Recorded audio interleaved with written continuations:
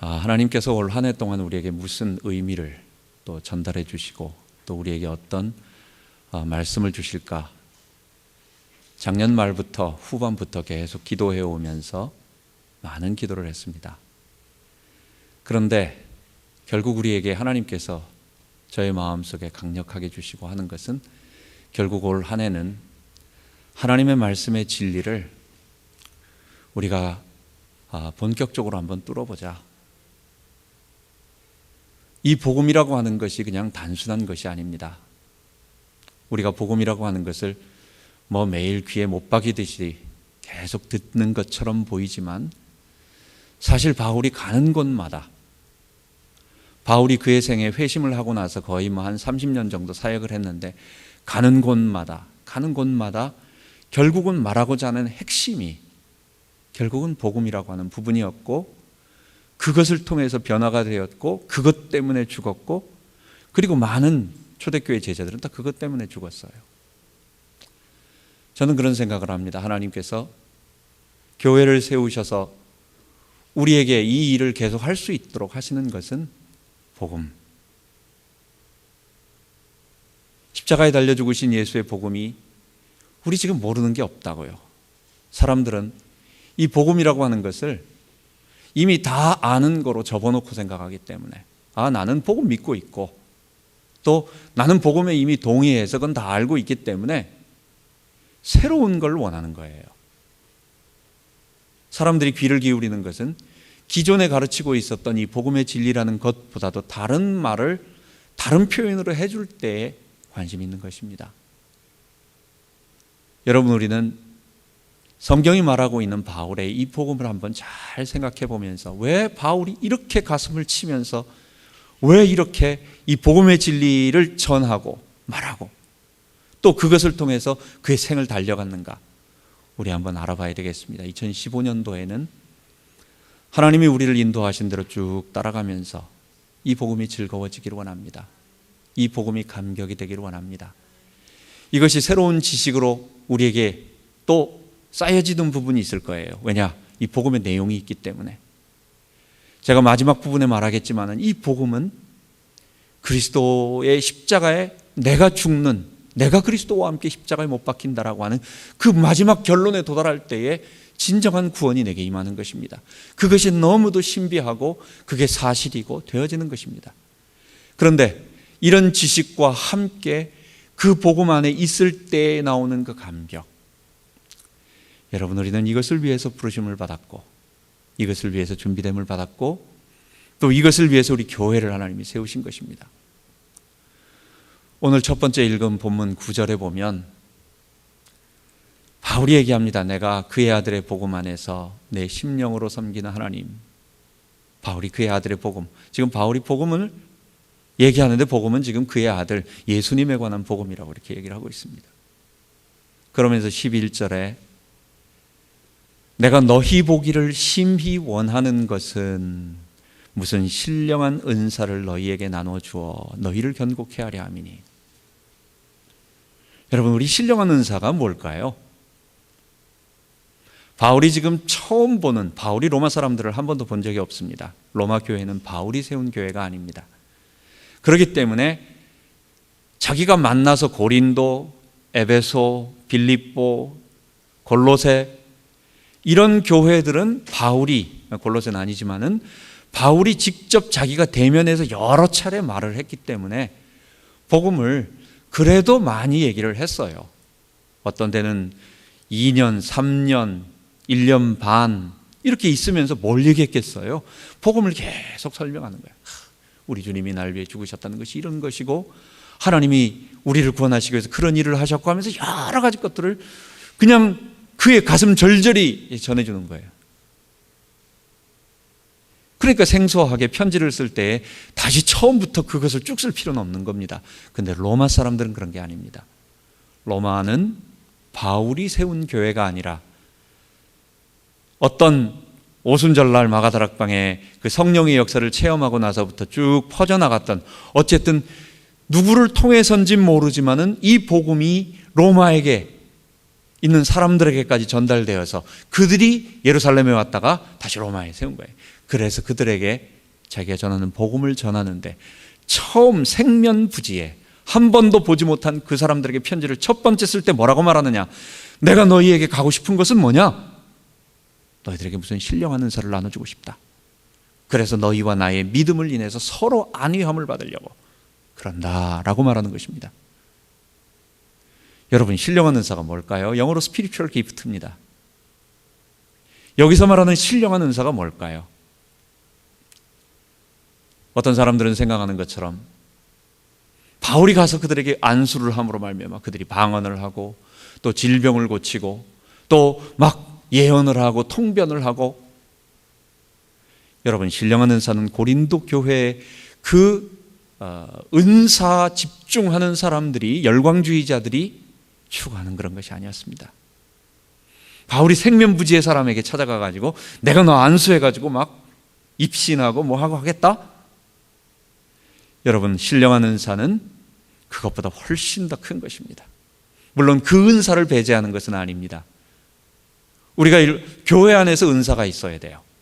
영적인 은사도 있고 또 드러나지 않는 은사로서 사람을 세우고, 고린도후서 12장에 전서 12장에 보면 사람들을 세우고 권면하고 위로하고 그걸 권위한다는 거예요.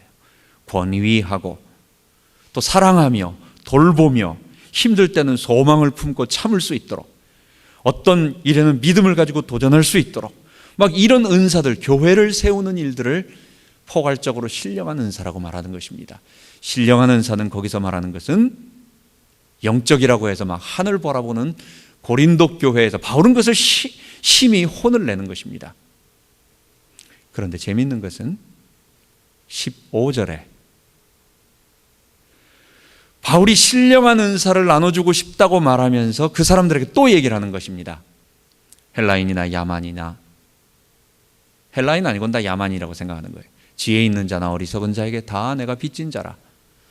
하나님이 이렇게 죄 가운데 있고 이렇게 바리새인이고 내가 예수 믿는 자를 핍박하고 내가 교회를 핍박하던 나를 구원하신 것은, 나를 사도로 부르신 것은 내가 잘나서가 아니고 당신들에게 이 복음을 전하라고 나를 부르신 거다. 그렇기 때문에 내가 구원받은 것은 당신들 때문에 구원받은 거니까 나는 당신들에게 빚진 자다라는 거예요.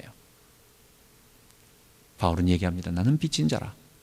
그래서 할 수만 있으면 내가 너희들에게 가서 로마에 있는 너희들에게도 뭘 전하고 싶다는 거예요.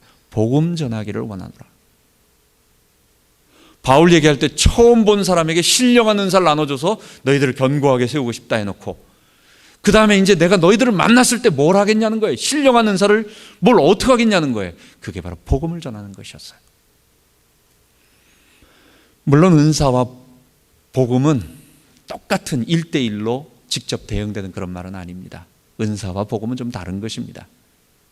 하나님이 주신 은혜, 이 추상적이잖아요. 은혜를 헬라어로 카리스라고 합니다. 카리스. 그런데 은사라고 하는 것은 그 하나님의 추상적인 은혜가 우리 개개인에게 하나님의 나라를 위하여, 교회를 세우기 위하여 어떤 필요한 역할을 할 수 있도록 각자 개인에게 어떤 구체적으로 구체화된 것, 그걸 은사, 그래서 마가 된 것입니다. 카리스마가 된 것입니다. 물론 막스 웨버라는 사람이 사회학적 용어로 카리스마를 어떤 사람들이 대중을 휘어잡는 어떤 힘이다 해서 우리는 카리스마를 막 사람들을 끌어잡을 수 있는 어떤 힘, 이런 거로 생각하지만 본래 의미의 카리스마는 그런 게 아니에요. 하나님이 주신 은혜가 우리 각자에게 하나님 나라를 위하여 어떤 개인이 할 수 있는 특별한 영적인 것도 있지만 극히 적은 것이고 교회를 세우기 위한 대부분의 이런 일들로 나타나는 것을 카리스마라고 하는 것입니다. 여러분, 복음을 전함으로 말미암아 그 복음 속에 있는 하나님의 은혜가 우리 속에 카리스마가 되는 거예요. 그렇기 때문에 바울은 신령한 은사를 통해서 우리 교회가 다 일어나고 세워지고 든든해지기를 원하면서 뿐만 아니라 그는 그것을 하기 위해서 안수하겠다가 얘기하지 않고 내가 너희들에게 복음 전하기를 원한다. 내가 너희들에게 복음 전하기를 원한다. 그렇게 얘기하는 것입니다. 16절에 바울이 얘기합니다. 내가 복음을 부끄러워 아니하노니. 여러분, 먼저 그것보다도 먼저 바울이 처음 보는 사람들에게 계속해서 나는 당신들에게 복음 전하기를 원합니다. 아니, 그 사람들이 자기한테 아니, 나한테 복음 좀 말해주세요 그랬나요? 안 그랬어요. 여러분, 우리 주변에 복음이라고 하는 것이 사실 많은 사람들에게 다르게 왜곡이 좀 되어 있죠.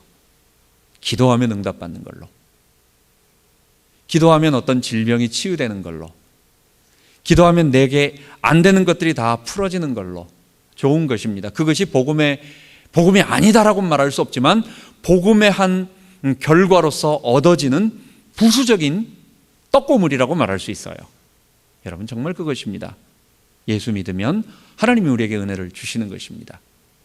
그런데 처음에 복음을 전할 때 그것을 강조함으로 말미암아, 그것만 강조함으로 말미암아 어느 날 복음이 그것으로 변질되어서, 그것과 동일시되어서 복음이 가져다주는 결과인 축복들이 복음 자체가 되어져 버림으로 말미암아 교회 안에서 계속해서 다른 쪽을 추구하는 것, 이건 다른 복음이 되어버리는 것입니다. 복음의 본질은 뭐냐? 여러분, 싫더라도 복음은 앞으로 계속 뒤쪽에 보면 알겠지만은, 복음은 우리 속에 있는 죄의 본성을 알게 만들므로 말미암아, 그리고 그것을 우리는 벗어날 수 없어요.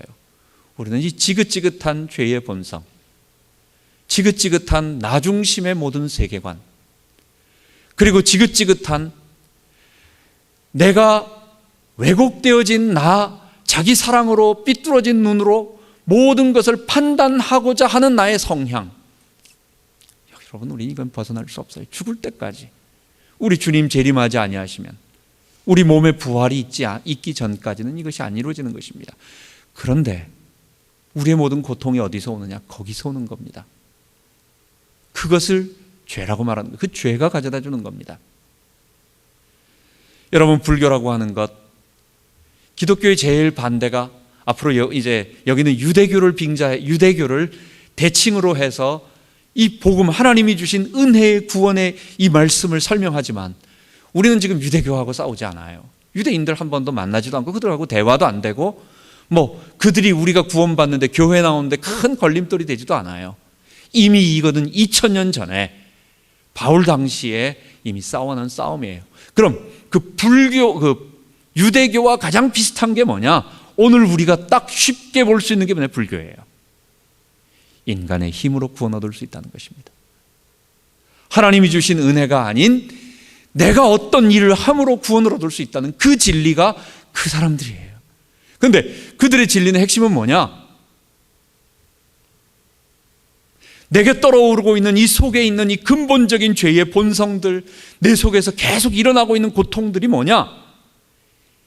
이거는 실체가 없는 거라는 거예요. 우리는 분명히 나의 성향, 기질, 나 자신은 이런 내 본성 속에 이런 내가 들어있다라고 말하는데, 실제한다라고 말하는데, 그 사람들은 뭐냐? 우리 속에 마음이 떠오른다는 것은 생각의 하나의 부분이다. 생각. 그거는 지나가면서 다 없어지는 것들이다. 생각이라는 거 잡아봐라. 마음이라는 거 잡아봐라. 우리의 마음의 고통들, 아픔들, 눈물들, 갈등들, 막 괴로움들 뭐냐? 결국은 내 마음에서 일어나는 마음 작용, 생각에서 벌어지는 거 아니냐? 근데 그 생각이 뭔가 한번 따지고 봐라. 왜 그런 일들이 일어났느냐? 결국 따지고 들어가 보면 없다. 그건 없는 건데 너 느낌이 그런 거다라는 겁니다. 그걸 깨닫는 거예요. 정말 그렇구나. 정말 그렇구나.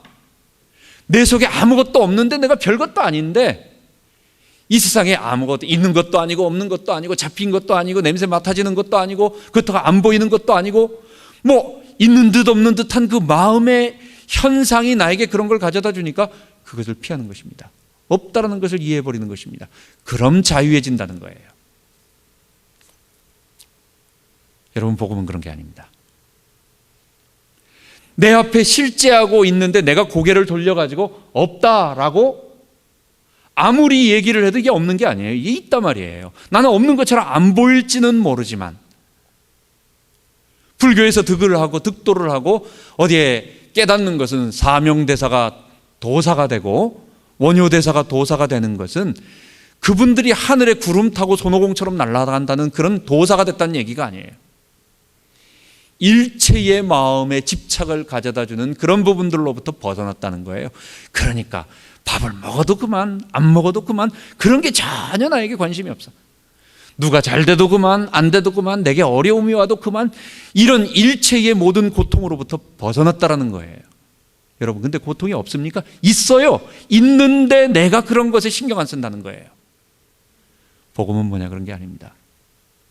복음은 우리 속에 엄연히 실제하고 있고 이 땅에 분명히 역사하고 존재하고 있는 죄와 사단의 사망의 세력들로부터 이것을 구체적으로 싸워서 100% 완성은 못합니다. 우리 주의 재림과 우리 몸의 부활과 하나님의 심판으로 새하늘과 새 땅이 이루어질 그날 완전히 이루어질 것입니다. 그런데 그 전까지 실제적으로 싸워나갑니다. 실제적으로 싸워서 나가 이길 수 있게 해줘요. 여러분, 그게 복음이에요. 여러분, 우리는 복음을 너무 값싸게 듣고 있고 우리는 이 복음이 아닌 다른 어떤 그런 것으로 교회는 열심히 나가고 있고 헌금은 하고 있는데 마지막 주님이 보셨을 때, 야, 너 지금 내가 전한 복음 제대로 믿고 있느냐라고 주님 물어보실 거라. 여러분, 분명히 그런 부분이 있습니다. 사람들이 열심히 평생을 갔는데 돌이켜보니까 아닌 부분에 가 있는 부분도 있단 말이에요. 여러분, 바울과 그리고 그 복음이 어디 아무도 모르는 숨겨놓은데 어디 딱 감춰놓은 게 아니에요. 그냥 성경에 기록되어 있는데 그게 뭐냐? 로마서에 기록되어 있고 특히 5장, 6장, 7장, 8장에 핵심적으로 그게 기록되어 있는 거예요.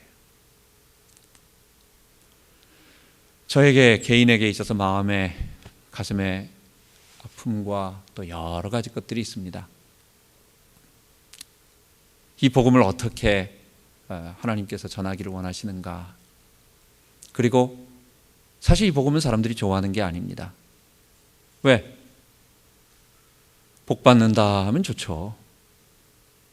또 우리의 잘 된다라고 하면 그거는 다 흥미가 있고 또 내게 도움이 되니까. 근데 지금 이 문제는 뭐냐면, 복음에 관한 문제는 뭐냐면, 지금 인간의 문제가 내가 멸망받고 내가 지옥에 가고자 하는 그 문제가 다른 데가 있는 게 아니라 내 본성, 오염되어 있는 나의 본성, 그리고 이것 때문에 나는 필연적으로 지옥에 갈 수밖에 없고 고통을 당하고 그리고 나는 사단에게, 사망에게 잡혀 있다.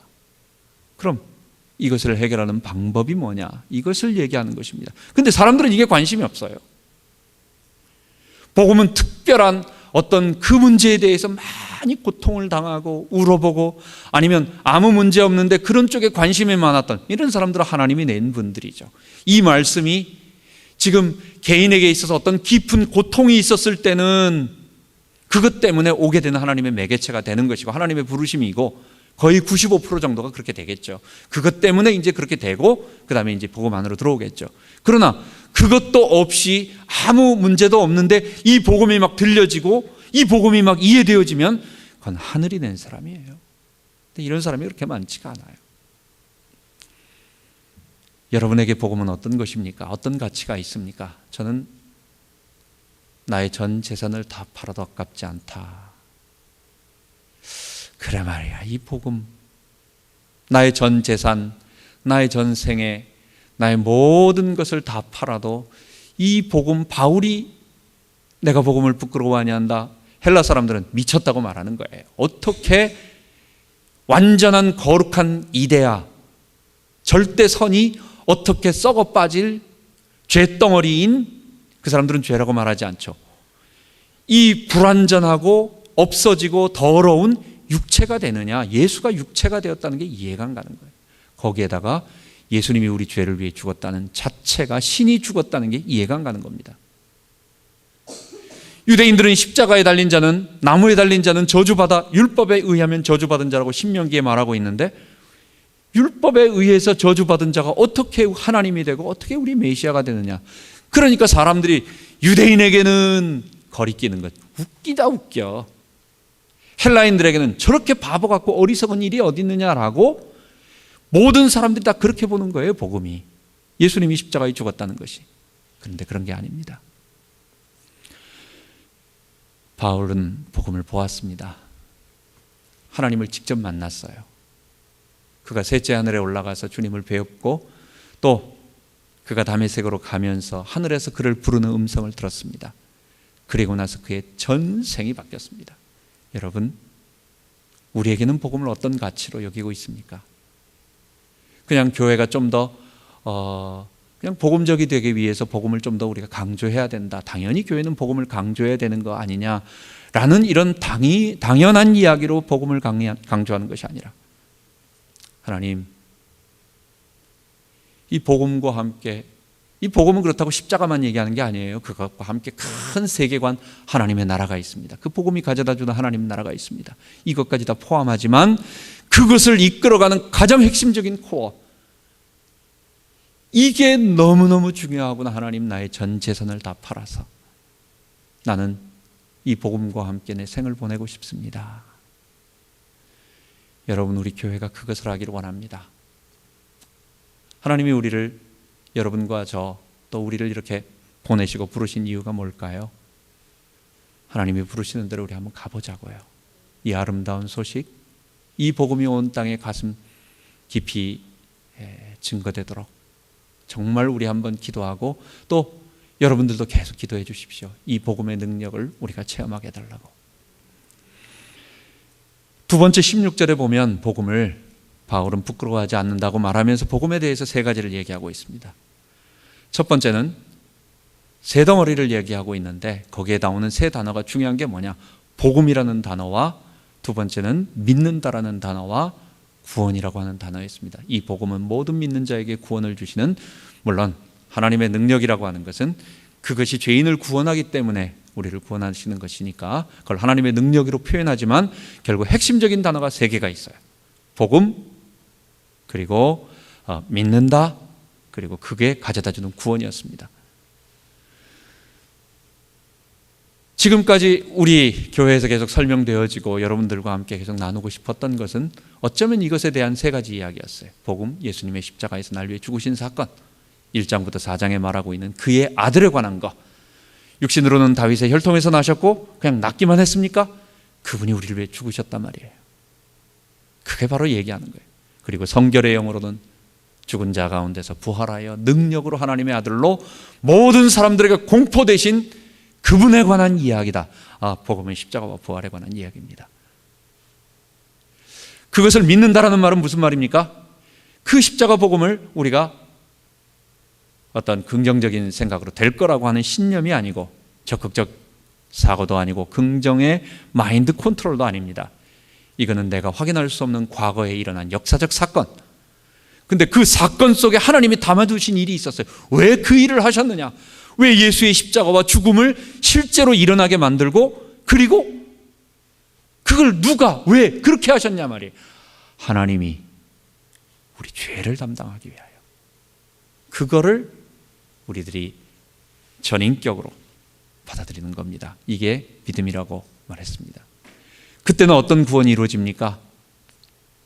천국에 싹 들어가 버린다든지, 아니면 지금 고린도 교회처럼 천국에 도달해가지고 이젠 더 이상 갈 데도 없이 다 천국을 지금 맛보는 거, 지금 미래의 천국은 없고 지금 천국에 이미 도달해버린 거, 이런 천국이 아니었어요. 하나님의 백성이 되는 겁니다.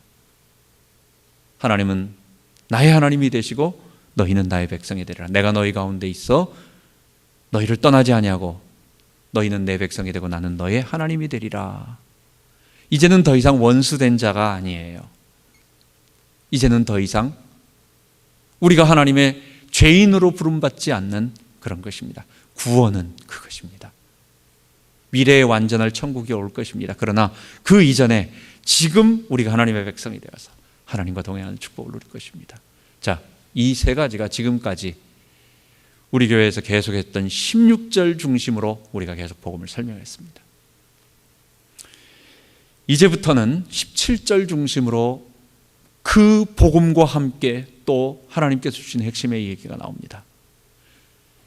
어떻게 사람을 구원하고 어떻게 예수를 믿을 때 우리가 구원받게 되고, 복음을 믿을 때 우리가 왜 구원받느냐라고 하는 이 구원의 내용에 관한 부분, 구원의 방법에 관한 부분은 16절에 나와 있고 믿음으로 구원받는다. 무엇을? 아무거나 믿으면 안 되죠. 십자가에 달려 죽으신 사도들이 우리들에게 전해줬던 그 복음 내용을 지정이 전인격으로 받아들일 때 성령의 역사로 말미암아 우리가 구원받는다라는 것입니다. 이제부터는 제가 지난 후반부터 계속 말씀드린 것처럼 그 복음이 어떻게 우리 안에 역사하면서 우리를 변화시켜 가는가, 정말 그게 뭐냐라고 하는 그 바울이 봤던 계시가 있어요. 놀라운 거예요. 이건 정말 다른 사람들은 다 필요 없는데 그냥 나 혼자서 야, 그런 신비한 재미있는 일이 있었구나. 여러분, 곤충학자들이요, 일평생 나비 더듬이 하나를 갖고 연구를 합니다. 어떤 나비의 더듬이가 어떻고 발이 어떻고 거기에 발털이 몇 개고 뭐 이런 걸 연구를 합니다. 우리 같은 평범한 사람은 곤충 더듬이가 2개인지 3개인지 뭐 길든지 작든지 뾰족하든지 안 뾰족하든지 뭐 관심이 있습니까? 근데 그 곤충학자들은 그거 하나 발견하면 거기서 너무너무 좋아하고 새로운 거 발견하면 좋아하고. 여러분, 우리가 지금 알고 있는 이 구원의 진리와 하나님의 의라고 하는 복음이 일반인들에게는 아무 관심도 없고 아무 도움도 없고 그냥 우리끼리 종교인으로서 지적인 만족을 하기 위해서 여기서 즐기고 있는 우리 머릿속에 일어나고 있는 어떤 그냥 그런 일들이 아니에요. 이거는요, 만대와 만대에 감춘 하나님의 비밀이었습니다. 이거는 모든 사람들을 살리기 위해서 하나님께서 준비하셨던 것이, 그게 아담 이후부터 예언되어지고 아브라함 이후 그리고 다윗과 예수님을 통해서 쭉 이루어지면서 오늘 우리들에게 전달되어진 그 복음의 핵심, 사람들을 살리고 인류를 구원하고 하나님의 백성 되게 만들고 정말 성령이 역사하게 만드는 그 핵심적인 방법이 뭐가 있느냐, 그게 16절에 나타난 복음과 믿음과 구원인데, 그것을 구체적으로 우리가 그럼 어떻게 라고 물어볼 때 그게 핵심이 하나님의 의였어요.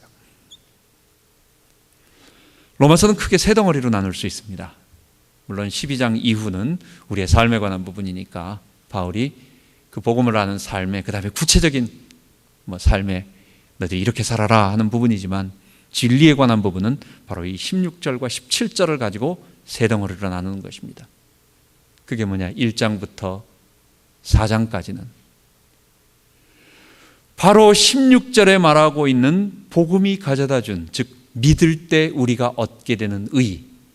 그래서 왜 하나님의 의가 우리에게 필요하냐, 왜 하나님의 의가 우리 속에 필요하냐라고 하는 것을 말하는, 그래서 죄부터 나오는 것입니다. 하나님의 의가 없으면 안 되는 그것을 그렇게 얘기하는 것입니다. 그래서 1장부터 4장까지 그 마지막 믿음의 대표인 아브라함 그리고 다윗까지 그렇게 우리가 믿음으로 믿을 때 의롭게 된다는 걸 얘기하는 것입니다. 두 번째 핵심이 뭐냐, 우리가 많이 간과하는, 잊어버리는 것입니다.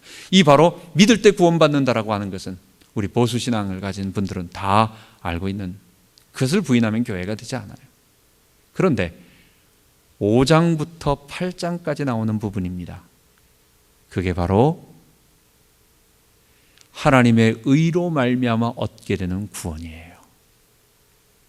제가 말하고 싶은 것, 제가 강조하고 싶은 것, 제가 우리 성도들과 함께 정말 손잡고 함께 기뻐하며 하나님이 이 진리 속에 이 믿을 때 의롭게 되는, 그러기 위해서는 죄부터 나오는 그 모든 것 속에, 그런데 구원 믿고 나면 그 다음부터 우리가 어떻게 되느냐라고 하는 것이 5장부터 나오는 8장까지 나오는 구원에 관한 부분입니다. 그게 하나님의 의였어요. 그것은 무엇이었냐면 십자가에 달린 예수의, 내가 그 예수와 함께 십자가에 달리는 겁니다. 그리고 그 예수님이 죽으심과 함께 나도 십자가에 죽고, 그리고 예수님과 함께 죽으면 끝나는 게 아니에요. 그거는 부활, 다시 살아나는 거예요. 이게 기독교의 가장 중요한 핵심이에요. 이게 하나님의 의를 덧입는 복음 중에 복음이고, 그래서 바울이 갈라디아서 2장 20절에 내가 그리스도와 함께 십자가에 못 박혔나니 그런즉 이제는 내가 산 것 아니요 오직 내 안에 그리스도께서 사신 것이라. 복음은 내가 그리스도와 함께 십자가에 못 박힘으로 말미암아 나의 옛 죄가 죽고 내가 죽고, 그리고 그리스도와 함께 다시 살아남으로 말미암아 내가 의로운 사람, 그 의가 나를 역사하는 새로운 사람으로 만들어가는구나. 여러분, 우리 이것을 체험하고 이것을 내가 확인하고 우리 아이들도 이것을 확인하고 그리고 이것을 증거하도록 우리가 전해야 되겠습니다. 17절에 보면 복음에는 하나님의 의가 나타나 있대요. 여러분, 왜 복음에 하나님의 의가 나타나 있는 겁니까? 예수님의 십자가로 말미암아 나의 모든 죄를 다 거기에 매달았어요. 제가 지난번에도 말씀드렸지만은 나는 죄인입니다. 부인할 수 없는 우리의 내 생각으로 아니면 내 실제적인 삶에서 나타나는 것이 죄인입니다. 이런 내가 하나님 앞에서 하나님께서 그냥 용서해 주셨다. 이거는 의로운 게 아니에요. 하나님이 의로운 게 아니에요. 하나님 그러면 의로우신 게 아니죠. 뭡니까? 우리의 죄를 하나님께서 그리스도를 통해서 십자가에 못 박으셨다는 거예요. 그 못 박은 것은 누구를 못 박은 겁니까? 나를 못 박은 겁니다. 하나님은 죄에 대해서는 추호의 타협도 없습니다. 하나님은 인간이 가지고 있는 내 속에 있는 어떤 죄도 죄는 그대로 남겨 있는데 하나님이 그냥 없는 걸로 치워줄게 이렇게 하는 게 아니에요. 무슨 얘기예요? 예수님의 십자가에 달려있는 그 십자가 앞에 나와 회개하고 내가 그리스도와 함께 십자가에 못 박힐 때 그 죄, 내 모든 죄가 예수와 함께 못 박혀서 하나님의 진노의 형벌을 받아 하나님은 그 죄값을 치르게 하시는 것입니다. 죄의 형벌을 치르는 것입니다. 그래서 십자가, 이게 하나님의 의, 공의가 되는 것입니다. 우리는 공짜로 그냥 예수 믿어가지고 구원받았다, 그게 아닙니다. 뭐죠? 예수와 함께 십자가에 못 박히는 것. 놀라운 일이잖아요. 하나님이 나를 그냥 믿지도 않고 회개도 안 하고 그냥 예수 믿으면 좋겠다라고 생각을 해가지고 그냥 예수 믿으면 좋겠다는데 싫은 거 하나도 없대는데 그래가지고 믿는 걸 얘기하는 게 아니에요. 예수님이 어떤 분인지 알고 내가 누군지를 알 때에 그 내 속에 있는 이 죄에 대한 그것을 하나님께서 예수 그리스도의 십자가에 못 박게 만들고 예수 그리스도를 못 박게 만들고 죄에 대한 형벌을 그에게 담당시키고 그 다음에 내 죄가 어디가 있는 거예요? 나는 어디가 있는 거예요? 나도 예수와 함께 십자가에 못 박히는 겁니다. 나도 영으로, 그게 바로 회개라고 하는 것이고 그게 예수를 내 마음 중심에 모셔드리는 겁니다. 예수와 함께 십자가에 못 박히지 않은 자는 구원이 없어요. 십자가에 못 박힌 자만 죄 용서를 받을 수 있는 것입니다. 예수와 함께 나의 모든 죄를 십자가에 못 박고 그리고 그분의 피 흘리심으로 내 온 몸과 내 전 영혼을 씻을 때, 그 앞에 나아갈 때 이걸 회개한다라고 말하고 이걸 믿는다라고 말하는 거예요. 여러분, 그때 하나님이 우리의 죄를 징벌하셨기 때문에 하나님은 공의하신 것입니다. 두 번째, 하나님은 의롭다라고 하는 것이 바로 디카우시네라고 하는 바로 이 의롭다라고 하는 겁니다. 옳다라고 하는 겁니다. 이거는 구약의 언약적인 개념입니다. 우리가 상대방하고 약속을 할 때가 있죠. 근데 저 사람이 약속을 어겼어요. 그럼 어떡합니까? 내가 약속을 안 지켜도 괜찮아요. 내가 나쁜 사람이 아니에요. 왜? 저 사람이 약속을 어겼으니까. 약속은 둘이 맺는 겁니다. 쌍방이 맺는데 상대편이 약속을 파기하면 내가 약속을 안 지켜도 나는 나쁜 사람이 아니에요. 근데 여기서 하나님의 의라고 하는 것은 뭐냐? 하나님의 백성인 우리가 하나님을 섬기지 아니하고 죄 가운데 여전히 거하면서 죄를 따라가고 있는데, 그럼 하나님이 우리를 버려버려도 돼. 하나님은 나쁜 분이 아니에요. 그죠? 그런데 하나님은 자기의 약속을, 우리는 범죄했지만, 그래서 약속은 파기되었지만 하나님은 우리를 놓지 않고 끝까지 붙잡아 주시는 하나님의 신실하심, 사랑. 그것 때문에 우리가 사는 것입니다. 그래서 우리는 예수와 함께 십자가에서 죽고 예수와 함께 십자가에서 부활해서, 그래서 세 번째 가장 핵심적인 것, 그 예수님이 내 안에 의가 되어 주셔서 내가 잃어버렸던 죄, 본래의 의를 회복시켜 가시면서 하나님께서 나를 하나님의 형상으로 점점 회복되어 가면서 어려움이 와도 하나님 바라보면서 믿음으로 이길 수 있고, 또 사실 여러분 어떻습니까? 복음을 알게 되니까 이전에 내가 살았던 삶들이 좀 부끄러운 일들이 있잖아요. 이전에 우리의 삶이 다 그런 거예요. 우리의 삶이 다 그렇게 고상하지 않잖아요. 그 모든 것들이 점점 싫어지고 점점 멀리하게 되고 더욱 하나님의 형상을 닮아가면서 그리스도를 바라보는 모습으로, 여러분, 이게 세상을 변화시키는 하나님의 능력이었습니다. 이게 우리에게 구원을 주시는 능력이었습니다. 그 그리스도의 의가 우리 가운데 거하십니다. 그 진리가 우리 안에 거하십니다. 이 진리 때문에 수많은 사람들이 죽었고, 이 진리를 위해서 교회를 주님이 남겨주셨고, 그 진리를 따르는 사람들이 점점 변화되어서 새롭게 되어져 가고 있고, 모여서 하나님의 나라를, 이런 사람들을 만들기 위해서, 이 하나님의 형상을 닮아가는 사람들을 만들기 위해서 나아가고, 그런 사람들이 모여 있는 것이 하나님의 교회가 되고 공동체가 되고 하나님 나라가 되고, 그리고 천국에 대한 영원한 마지막 새하늘과 새 땅에 누가 들어가겠습니까? 여러분, 그 사람들이 들어가는 거예요.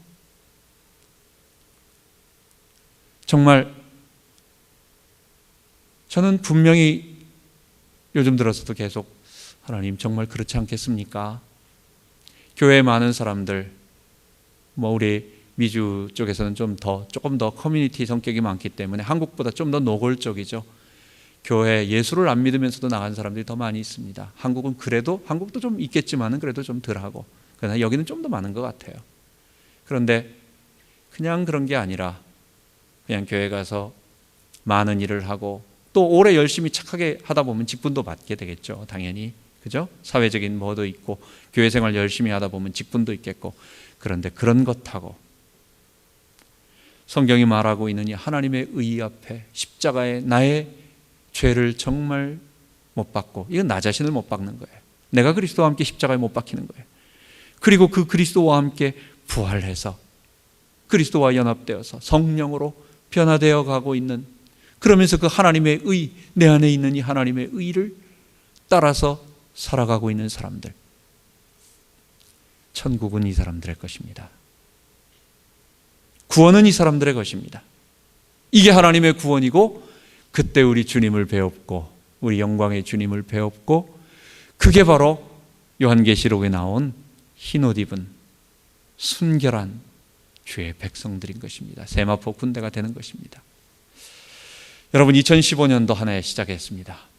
하나님께서 우리에게 첫 시작을 또 하게 하셨습니다. 우리는 예레미야 33장 1절부터 3절의 말씀을 가지고 어려울 때일수록 하나님 앞에 더 기도하고, 또 하나님 집중해서 바라보고, 이를 행하는 여호와, 그것을 지어 성취하는 여호와, 그 이름을 여호와라 하는 그분에게 집중하고, 그때 하나님이 크고 비밀한 일, 예레미야에게는 미래에 이루어질 그리스도의 나라에 대한 이스라엘 회복과 그리스도의 나라, 다윗의 자손 가운데서 이스라엘을 회복할 자 온다는 것을 보여주셨고, 우리에게는 뭐겠습니까? 바로 이 구원의 진리가 체험되어졌기 때문에, 회복되어졌기 때문에 이 진리를 통해서 많은 사람들이 살아나는 그 진리를 보게 될 것입니다.